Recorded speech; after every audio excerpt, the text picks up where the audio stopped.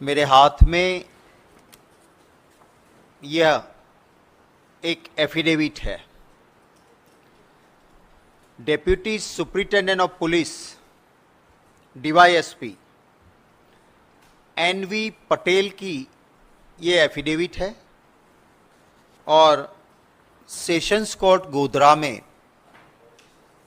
यह affidavit file हुई है। गौर से सुनिएगा, मैं यही बात रखूंगा जो इस एफिडेविट में है और एक जिम्मेवार ऑपोजिशन पार्टी के नाते जिम्मेवारी के साथ कुछ ऐसी चीजें जिसको आप सुनेंगे,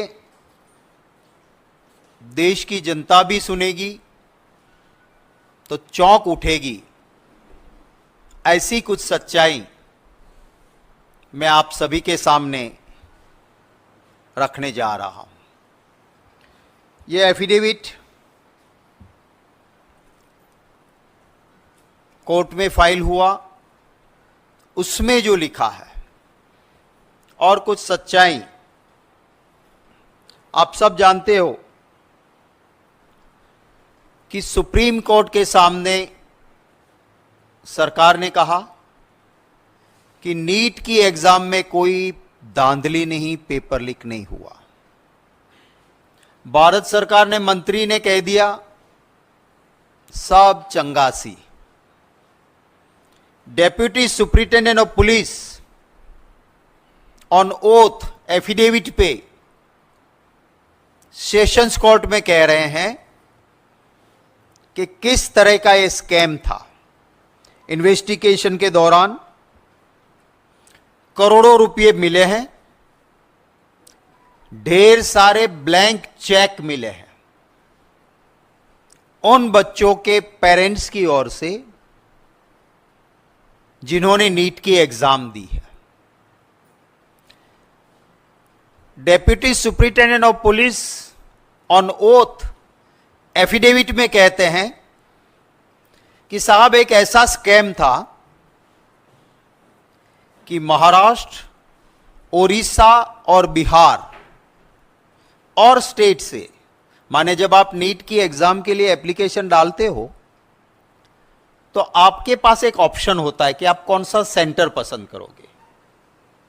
और अगर उस सेंटर में, एक सेंटर में 300 स्टूडेंट बैठ सकते और एप्लीकेशन 500 की आ गई तो फिर कंप्यूटराइज्ड ड्रॉ होता है कि कौन से स्टूडेंट वहां जाएंगे, पर आपको चॉइस मिलती है।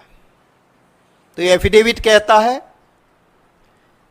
कि बिहार, ओडिशा, महाराष्ट्र और कई राज्यों से जिनके साथ इनका सेटिंग हो गया, उनसे एडवांस पैसे लिए, एडवांस में ब्लैंक चेक लिया और उनको कहा गया कि आप जब नीट का एप्लीकेशन लिखो, उसमें लिखो कि हमें हमारा सेंटर जय जलाराम स्कूल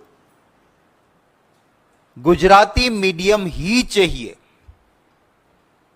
माने आप समझ सकते हो कि गोधरा डिस्ट्रिक्ट में जहां एयरपोर्ट नहीं है सेंटर पे, वहां कोई ओडिशा से, कोई बिहार से, कोई महाराष्ट्र से एग्जाम देने जा रहा है। क्यों जा रहा है?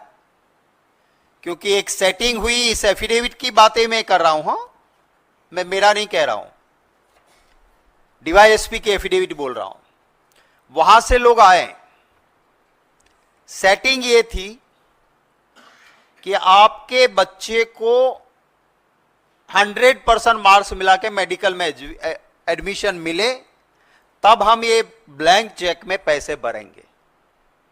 और कौन सी मेडिकल कॉलेज में आप जाते हो उसके रेट थे, इसलिए ब्लैंक चेक।